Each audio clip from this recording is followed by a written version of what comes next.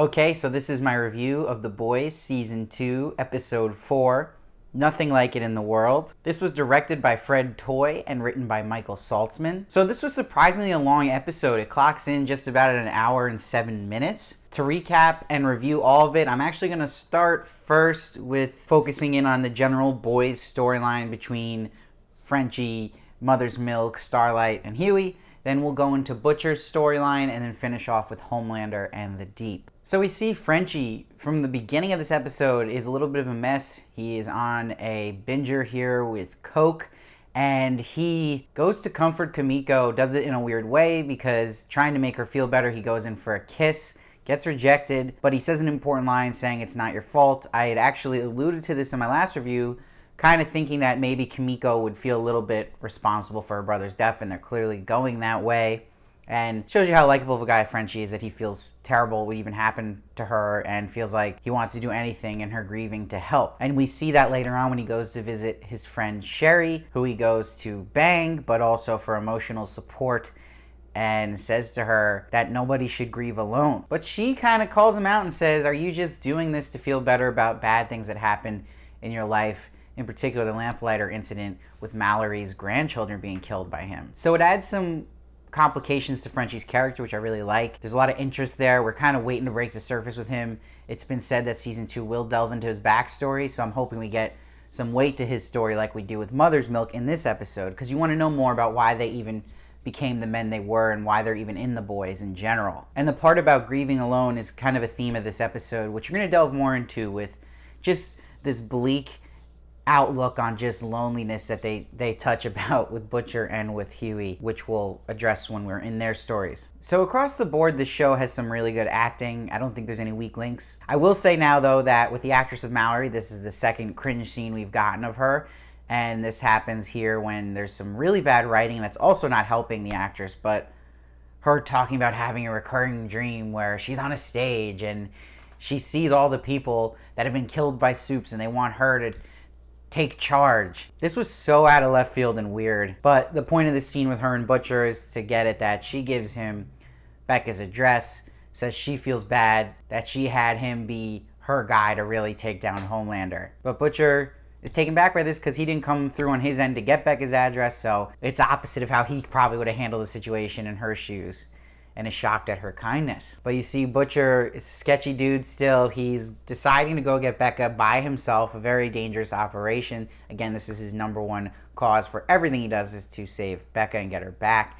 But he tells Mother's Milk that he doesn't want any of them going with him, and just tells Mother's Milk to go handle the Liberty situation, the information he got from Mallory, that this Supe of Liberty was in Raynor's system and she had something on her that she was figuring out. So they're investigating that, but he's still manipulating Mother's Milk in a sense, and Mother's Milk's catching on because he's like, look, do this and you're going to get your family back from Mallory, I promise. And we still aren't even sure if Butcher's lying about that. Mallory, we haven't actually seen mention that she's going to get the rest of the crew's families back. That's all been heard from Butcher. So that could be a huge break in their trust of Butcher coming forward. So Mother's Milk right now, to me, besides Stormfront, is the highlight of this season, and this episode just really cements that. I love when Starlight goes to see Huey after the incident with Homelander in the elevator for comfort. And I love the editing where she's crying in Huey's chest, and it cuts to Huey wanting to take her on this road trip to North Carolina with Mother's Milk, and he's like, are you effing insane? But Huey's like, look, she's in rough shape, she needs this. But he's so smart, Mother's Milk, because he calls him out and is just like, no, are you sure you don't need this? I'm telling you, Mother's Milk has the highest IQ of any character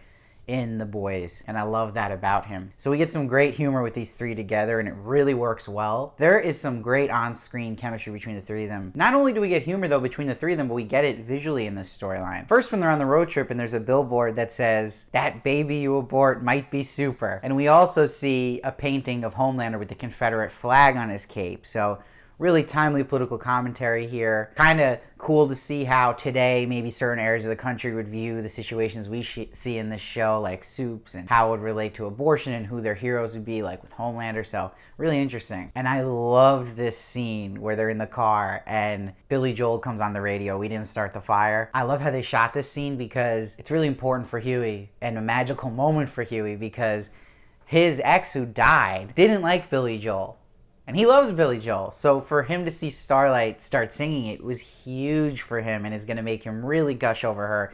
And they show that too because when he realizes that, the light of the sun just glows right on Starlight. It's like this magical moment you feel for Huey. But it's so funny because they are just doing total ridiculous white people things, singing Billy Joel in the car together, and Mother's Milk's just sitting there like, oh my God, shoot me. And they just get berserk with it. And then he just stops the radio. He's like, this is no Vegas road trip. Just chill. And I'm not your goddamn chaperone. That was so great. So you'll see here at the beginning of the scene, Starlight noticed Mother's Milk tapping the wheel twice and noticing his OCD behaviors. She also notices this with the sugar when they're having donuts together and coffee. And I like that they're giving a bond between Starlight and Mother's Milk and getting Mother's Milk to kind of bring his guard down around her a bit. And they bond over their fathers here. But what's important about the OCD part of the storyline with Mother's Milk is it explains his mindset, his character more, because we learn about his father, and that his father was a lawyer who was out to take down Vought and clearly was killed by Vought 16 years ago. And he says his father had a disease that was passed to him that he hopefully doesn't pass to his children, basically.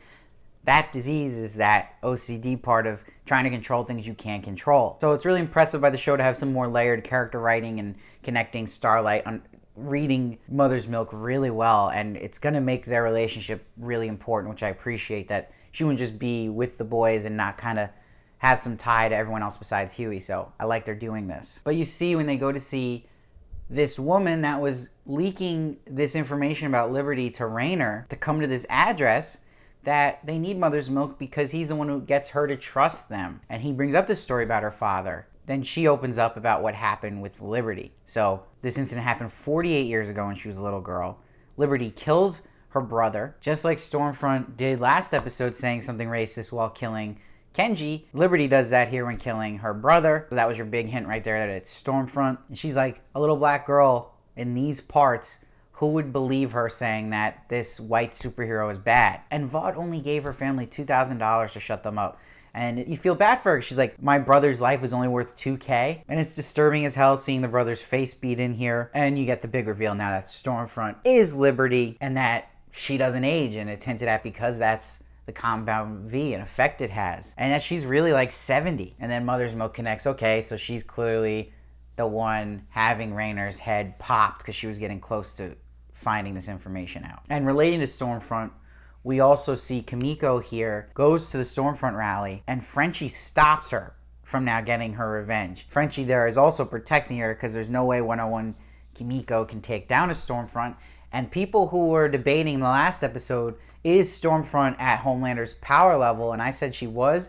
And I think this confirms that even more. Not just because she has lightning, but also we see here, it confirms she flies. So yes, I would say it's an equal kind of power, and it's good because it again levels the playing field a bit with Homelander. And we see this ends now the storyline with the boys where Starlight basically rejects Huey and breaks his heart at the end here because she's like, that was fun and all, and it was like this magical trip, they slept together, and she's like, we can't keep this up, we can't afford to feel good or safe. And he's like, you don't have to go through this all alone.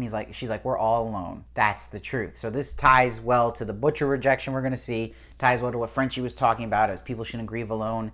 And it's a dour idea here, just about, at the end of the day, that we're kind of all alone, no matter how we try to comfort each other. So speaking of Butcher, let's jump into the Butcher story. This is the storyline I have the biggest issue with right now, and that has actually dragged it over from season 1, because there's two big issues I have. The first one comes over from last season, because no matter how you read it, the problem is it's confusing in whether Becca was raped by Homelander or not until this point in this episode. But they already had this messy because everyone on the message boards is confused by this. Everyone's arguing about whether it's confirmed or not. That's a problem. Now they confirm it, which is good, but it's still a slop job how they do it, because this goes back to season 1 when Butcher tells Huey that she was raped by Homelander. So there you go, you know this. But then it came off in season 1 with the footage they showed with Becca and how they set it up with her meeting Homelander at the party, that maybe she was actually just having an affair and it was consensual. So it was confusing visually because it didn't show it as a rape confirmed. So then at the end of season 1, when you get the twist that she had this kid with Homelander, I was in the boat thinking that, oh no, she betrayed Butcher and that he was just kept out of the loop of everything. But then she says in this line that she was raped by him. So it kind of toyed with your head and messed with it, and it was something that should have been, I think, more clear. And if you're going to confirm it that way by her just saying that, I don't know, it felt a little bit of a cheat. Why even make it inconspicuous at some points last season? So I didn't like that. And where I feel there was bad writing was actually here with Becca when she says, explaining that deal she made with Homelander, because people were like, well, how didn't Homelander just kill Butcher after the end of last episode and let him go? And we learned in last episode she made a deal with Homelander, and then here she explains it, that she said to Homelander, I will kill myself in front of Ryan if you kill Butcher. And that it was only a one-time thing that would work. And that's how he got out of the finale last season. But why this doesn't make sense is then for some reason they throw in the line that he says, oh, you know, good thing Homelander can't see your tell and that you were bluffing. But she's like, I wasn't bluffing.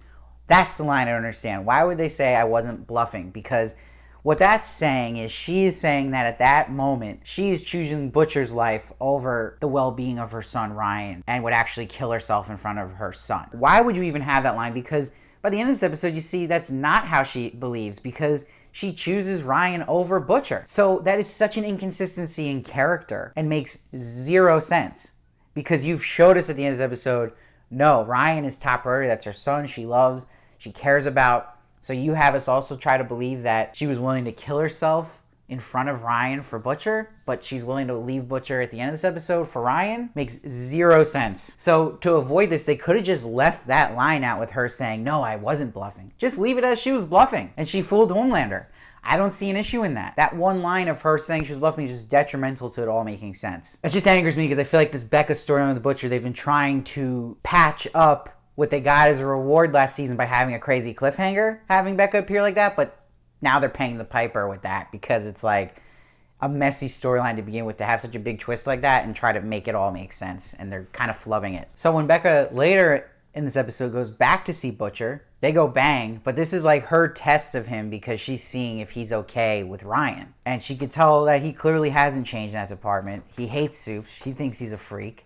It's always going to remind him of Homelander and what he did to Becca. But we also learn more about Butcher and that he's always been this way and overprotective and filled with rage, does crazy things, is brutal. She knows this, and this comes later on to why she decides to not go with him because, like she says, she knows this was how he was always, and even before she met him, and that she couldn't save him, and that he put her on a pedestal. That part of the story works. But we see she actually went to Vought when she found out she was pregnant on her own choosing before Butcher, because she was afraid what he would do to Homelander. And you see her fears are true about Butcher, because he even says Ryan's $1 billion property of Vought, and that he's a Supe freak. So clearly he wasn't gonna keep Ryan around for long. But to leave this on an exciting note, because we see Black Noir at Vought, sees on the camera Butcher breaking in. So that should be something very exciting to go down next episode. And I think we're all pumped up because they've been kind of leading us towards this Black Noir path at the beginning of the season and teasing him having a bigger role. It's going to be interesting, though, to see how Butcher handles this rejection of Becca, because this is his whole motivation and what keeps him going. So this is really detrimental to him, so maybe he takes a denial card of what's really happening, what she's saying, who knows. But again, it's going into these themes of aloneness and how he's done everything to get her back, and now she's not going with him. And that's the other problem, again, of the confusion of if she was raped or not originally, because you're like, well, he's giving her all the credit, but if she was having an affair, didn't she cause this? But she wasn't. So again, I'm just adding to the why it messed with people's heads as the season 1 ended into season 2. Now it's clear, but man, messy to get there. So let's jump into Homelander's story. So why Homelander is full of rage, especially at Stormfront, is that his whole plan of how he was going to use the Supe Towers to make the Seven look great, and especially himself, Stormfront just took his fire, and she's reaping the rewards. So he's so hurt by this, he goes to seek comfort, and I'm so happy we get to see Elizabeth Shue again as Madeline Stillwell, who was killed by Homelander last season. But we see her now, and it's the doppelganger. They revealed this so well. You knew something was up, and you're like, well, what is this? Is he imagining something? But they cleverly used doppelganger. This is also Homelander's, I wouldn't say guilt, because he's a cold bastard, but regret for killing Madeline, because he really needs her in this situation. As he says, she would know what to do here with Stormfront. She would put her foot down. And this was like a motherly figure for him, too, let alone also pleases his sexual desires. And he killed that. And there's just a lot said about Homelander's character here too, where he's watching with Madeline Taxi Driver, and he's talking about Robert De Niro's character, Travis Bickle, and he's like, look, this is what happens when you get disrespected. How much shit are you supposed to take over and over? So he's having empathy with the complete psychopath character in Travis Bickle here, giving you more insight into Homelander's way of thinking, a fellow psychopath. But you see Madeline says here, if the Seven can't respect you, it might be time to tear out the weeds, start all over again. So this now sets up this tour we get of Homelander touching base, housekeeping, intimidating people in the Seven, putting his foot down. He does this with Starlight first by choking around the elevator, and he's like, no more lies, which he will eventually say to Maeve. And then he gives A-Train the boot. He's like, look, man, you're like 20th fastest person now. That's embarrassing for the Seven and embarrassing for me. Brutal. And then we see he even goes on Maria Menounos with Maeve and completely uses Maeve's private information about being lesbian and says it to the world and comes out for her in response to Heroes So White that's brought up. And he's like, oh no, we're diverse. Look at Maeve. So it's just a cold move. It's a way also for him to call her out for not telling him about this. Also now he's intimidating everybody and putting fear in them, but he's also gonna make them all hate him even more than they already do. He's losing everybody. I also love Homelander looking at these memes, praising Stormfront and making fun of him, especially the famous meme with the guy and his girlfriend, and he's not paying attention to his girlfriend, distracted by the other girl, which they have here as Stormfront. And there's some really good timely writing here with Stormfront's character with Homelander. She's like, you don't need 50 million people to love you anymore. You just need 5 million people pissed.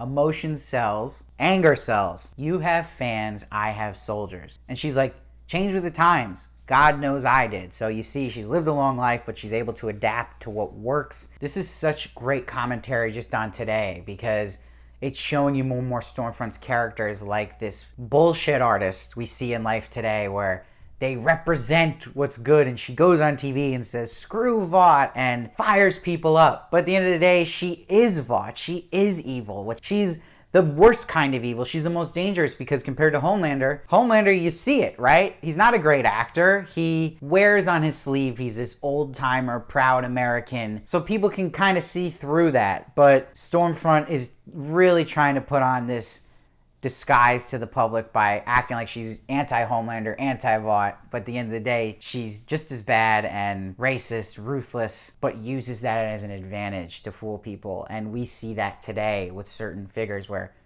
you see that ones that are so blatantly bad and what they're for, and then others that you thought were on your side, but don't be fooled. They just know how to play the game a little better. So we see Homelander goes back to see Madeline, but it's not really working for him this time, and the doppelganger becomes Homelander himself, but his head on Madeline's body. I can argue this is the weirdest thing we've seen in this show yet. I'm not surprised. This is the boys. They do things like this, and the doppelganger's like, see how hot you are? He's like, it's not gay if it's with yourself. Is about to go down on himself, and Homelander says to the doppelganger, you're pathetic, grabs his own face, snaps it, and he's like, I don't need everyone to love me. I don't need you. I don't need anyone. So Homelander is an egomaniac. We already know this. We knew he used to look at literally pictures of himself, but what's crazy about him seeing his head on Madeline's body is it really is like the two people he valued most we've seen so far, which is himself, but also Madeline. And he's breaking down here. He has that need for people wanting to love him. He's getting rejected everywhere in this season. He got rejected by, obviously, his parents at a young age, so that's why he craves it so much. But he's in this kind of like renegade mode a little bit now, where he's like, you know what? I don't need this anymore. I don't even need to love myself in a sense. So it's interesting where he's gonna go and how crazy this guy can get. And it's interesting that they're setting up him pinning even against his own team in the Seven, that they might go after him themselves, and then he might even start a new group, and that he's against Vought. So there's a lot of just moving pieces here, and I like that Stormfront just throws this whole wrench into everything. This was a really strong episode. I don't obviously think it was as great as episode 3, which I thought was incredible, but I do think it was better than episode 1 and episode 2. I think it has some really strong writing here thematically. It's only going to get some points down because I just thought there was just a mess with Becca and Butcher's story, but it seems like they're kind of tying a knot just on a lot of the holes that were there. I don't like how they went about it, but they're tying a knot. So I think we can go up from here with that. But overall, it's setting up this interesting stuff with Black Noir. It's connecting Mother's Milk to Starlight. It's adding weight to Mother Milk's story, a little bit to Frenchie's. We know we're going to get more with that, though.